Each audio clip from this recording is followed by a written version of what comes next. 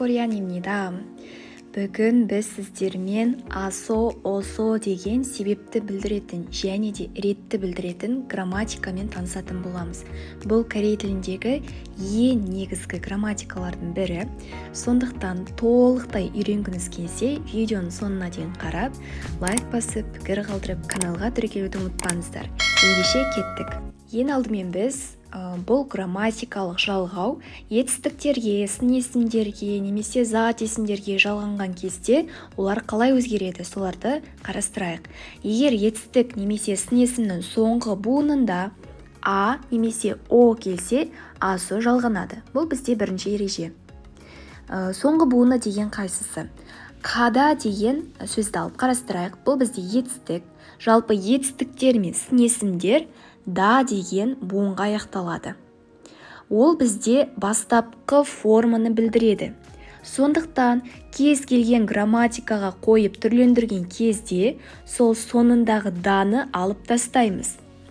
Да дегенде мына а әріпке келіп тұр екен ғой деп, кадаға бірден грамматиканы жалғап кетпейміз. Даны алып тастаймыз. Соның алдындағы буынға қараймыз. Соның алдындағы буында қандай дауысты тұр? Бізде мына жерде а тұр. Егер а немесе о келсе, асо жалғаймыз. Мінекей. Даны алып тастадық к. Және мына ереже бойынша а немесе о келсе, асоны жалғаймыз. К плюс асо. Енді қараңыз. Мынаның түбірінде өзі а келіп тұр және пачим жоқ. Пачим жоқ болса, онда со тікелей өзі жалғанады. Сонда касо. Каасо деп бөлек мынадай етіп жалғап қоюға болмайды. Бұл қате болып табылады. Соны ескеріңіз. Касо, яғни пачим жоқ болса, соның өзі жалған кетеді. Касо. Келесі. Пода. Даны алып тастаймыз, ескермейміз. Сонда по. Түбірінде, яғни соңғы буынында о дауысты әріпі келіп тұр. Демек, біз асо жалғауымыз керек тағыда. Поға асоны қосамыз. Енді қараңыз. О мен а қосылса, уа деген дифтонгты береді деген өткен сабақтарда қарастырған едік. Демек, по асо екеуінің қосынысы пасо деген жалпы сондай сөзді береді. Яғни, о мен аны қосып жібереміз. Сонда уа деген дифтонгты аламыз. Пуасо. Пуасо. Келесі нопта. Енді мынада пачим бар, қарайық. Пачим бар. Демек, асо буыны солаймен жалғанады. Но пасо. Но пасо. Мына жағдайда пачим жоқ болғандықтан со буыны солай жалғанды, касо болып. Каасо деп бөлек жалғамаймыз дедік. Ал мына жағдайда пачим бар, сол себептен асо тікелей жалғанады. Келесі екінші ереже. Егер етістік сын есімнің соңғы буынында мына а немесе о емес, содан басқа дауыстылар келсе, онда осо жалғанады. Мысалға, химділда сөзін алып қарастырайық. Дан алып тастаймыз, сонда химділ қалды, Енді соңғы буынындағы әріпке қараймыз. Соңғы буынындағы дауысты бізде келіп тұр, ол а немесе оға жатпайды, яғни одан бөлек. Сондықтан осо жалғаймыз. Сонда химдіросо. Химдіросо. Келесі икта. Мынада біз дан алып тастаймыз, сонда мына буын қалды, ал бұл буында келіп тұрған дауысты бұл и. Сондықтан осоны жалғаймыз, яғни ол аға да оға да жатпайды. Осоны жалғанған кезде илгосо. Илгосо. Келесі ипта. Иппен осоны жалғаймыз, сонда ибосо деген шығады. Енді үшінші ереже, егер етістік сын есімнің соңғы буынында и келіп, бірақ пачимы жоқ болса, йосо жалғанады. Бұл не деген сөз? Мына жағдайда біз түбірінде и келіп тұр деп айттық, соңғы буынында и келіп тұр, яғни ол аға немесе оға жатпайды, сондықтан осоны жалғаймыз дедік. Бірақ мында қараңыз. Пачим бар, мынаның пачим бар. Ал егер мына пачим жоқ болса, қалай түрленеді? Пачимы жоқ болып, түбірінде и келсе. Мысалға, тырида сөзінде пачим жоқ, соңғы буынында пачим жоқ. Ри деген буын келіп тұр. Оғанда осо жалғанады, бірақ и мен оның қосынысы йоға айналып кетеді. Сонда йосо болады. Тырида, міне тыри, оған осоны жалғағанда тырёсо болып өзгеріп кетеді. Тыри осо деп жазбаймыз. Тырёсо. Йоллида, йолли осо, екеуінің қосындысы ли мен осо буыны қосылып, лё деген буын шығады. Сонда йоллосо болып түрленеді. Келесі ереже. Егер етістік сын есім хадаға аяқталса, ха хеге өзгереді. Сәйкесінше оған асо, осо жалғанған кезде хесо болып түрленеді. Мысалы, комбухада комбухесо, чаккада чаккесо. Келесі, бұлар біздің қарастырғанымыз ең негізгі ережелері. Енді бұған бағынбайтын бұрыс етістіктер мен сын есімдер бар. Сол ережеге бағынбайтын бұрыс етістіктер мен сын есімдерді де қарастырайық. Тытта тыңдау дегенді білдіреді, Ол асо, осо жалғанған кезде міндетті түрде тыросо болып өзгереді. Тигіт әрпі түсіп қалып, рейлға айналып кетеді. Тыросо. Котта жаяу жүру, коросо. Келесі, топта көмектесу дегенді білдіретін етістік о келіп тұр. Пиеп әрпі түсіп қалады да, тоуасо болып өзгереді. Осы жалпы 3 етістікті дәл солаймен жаттап алуға кеңес беремін.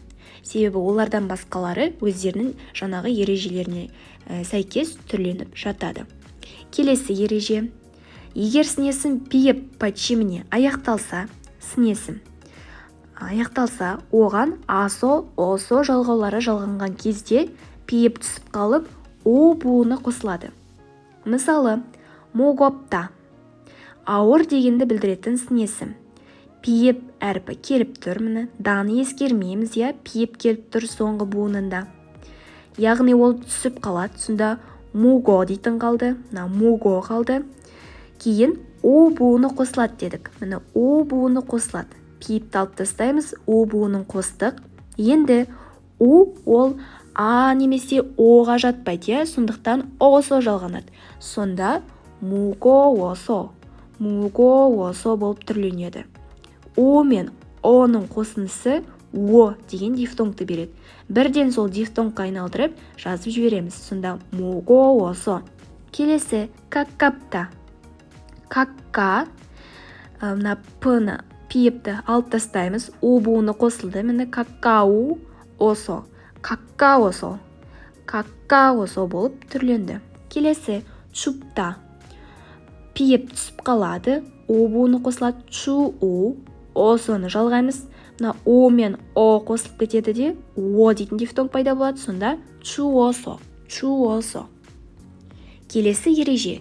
Егер етістік немесе сын есім а және о әріптеріне емес, о, йо сияқты әріптерге аяқталса, онда тек со жалғанады. Мысалға, понеда понесо, кёда кёсо, сода сосо. Солай түрлендіреміз. Егер сөздің соны дауысты әріпіне аяқталса, әріпі түсіп қалады да, алдыңғы дауыстыға қарап, сәйкесінше асо немесе осоның біреуін жалғаймыз. Мысалға, кда деген сөзді алайық. Даны ескермейміз, Сонда к буыны тек қана дауыстысы келіп тұр, одан басқа дауысты жоқ. Демек, ол аға да, оға да жатпайды. Сондықтан осо жалғанады. Сонда косо. Келесі, еппыда.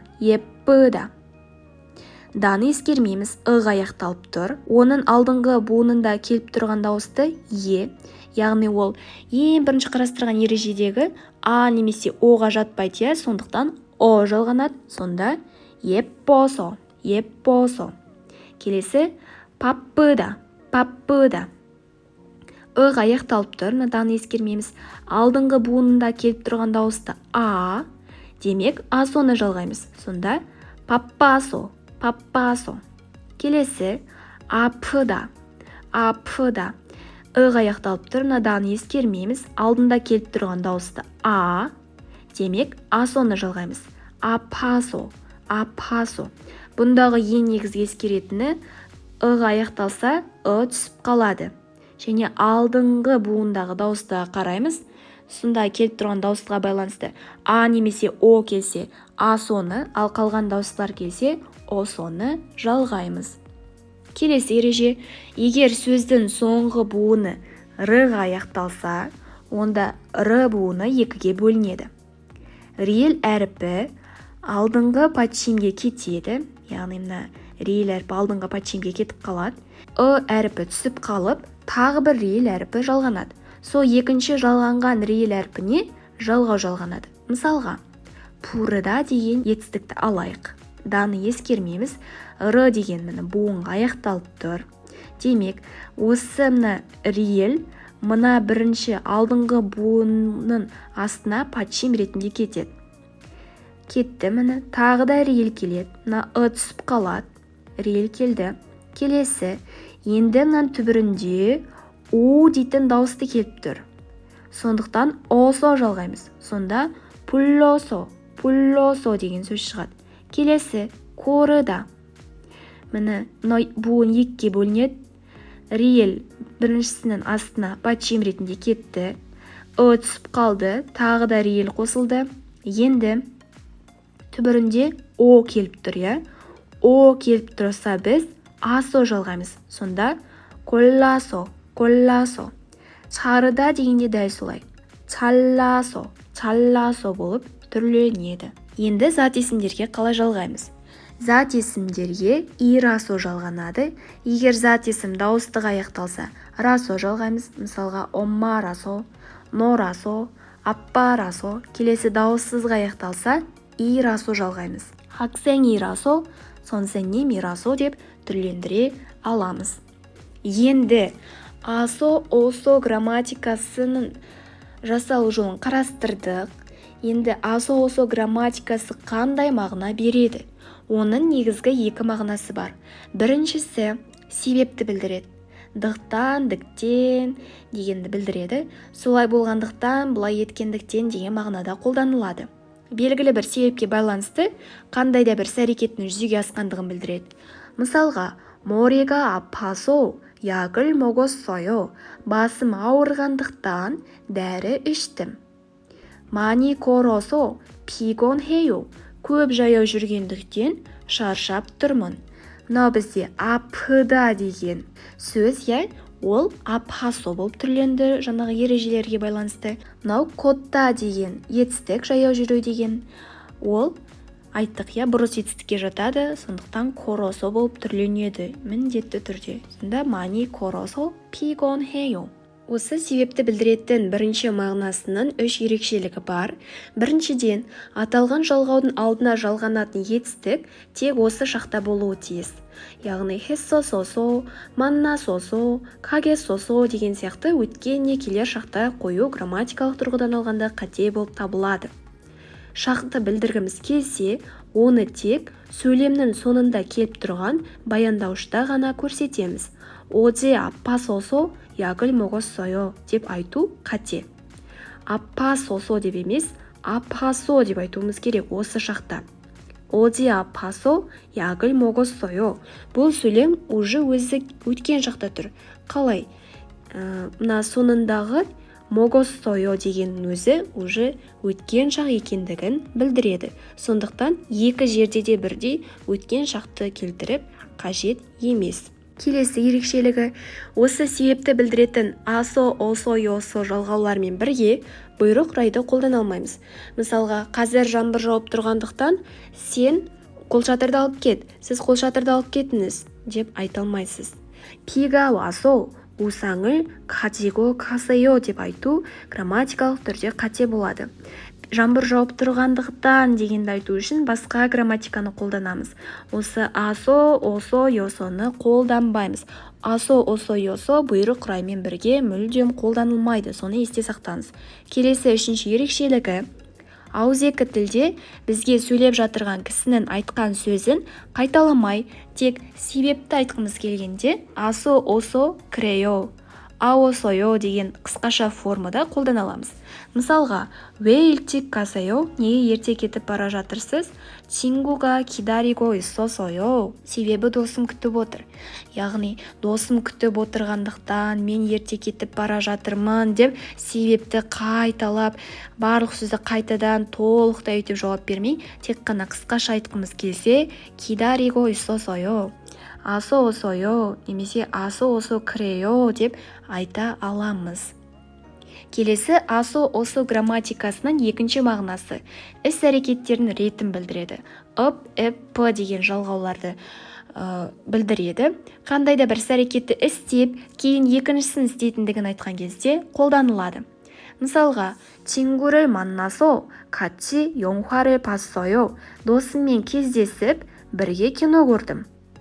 시장에 가서 사과를 샀어요. базарға барып, алма сатып алдым. Яғни ол бірінші базарға барды, кейін алма сатып алды. Бірінші досымен кездесті, кейін киноны көрді. Іс әрекеттердің ретін білдіріп тұр. Ол іс әрекеттер бірге жүзеге асып жатырған жоқ. Бірінен кейін бірі жалғасып, жүзеге асып жатыр.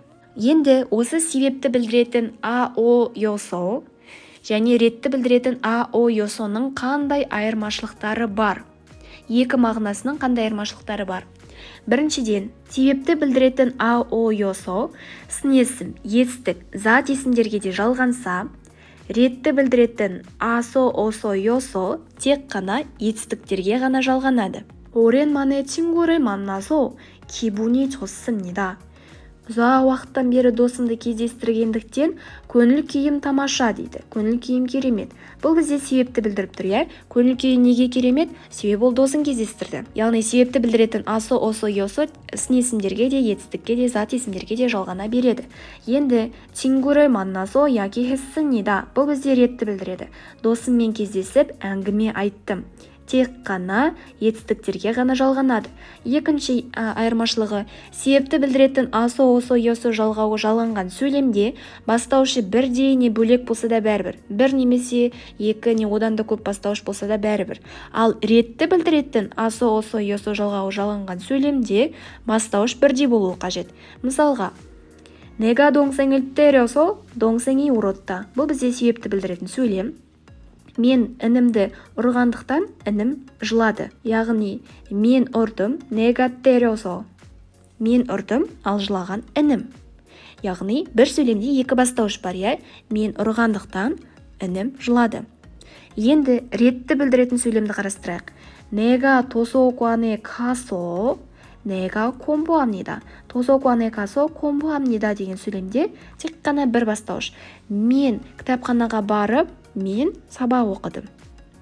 Екеуінің осы екі мағынасының айырмашылығы осында. Осыларды мұқият қарастырып, есте сақтап алуға кеңес беремін. Бүгінгі сабақ осымен аяқталды. Сіздерге түсінікті болды деген ойдамын. Төмендегі жаттығуларды жасап көріңіздер. Жаттығуды орындап, видеоның астына жаза кетіңіздер. Комментарий ретінде қалдырсаңыздар, сіздерге дұрыс не дұрыс еместігін айтатын боламын. Жалпы Instagram парақшамыздан күн сайын қызықты контенттер, курс туралы ақпараттарды таба аласыздар. Сондықтан Instagram парақшамызға да тіркелулеріңізді сұраймыз. 그럼 오늘도 수고하셨습니다. 감사합니다.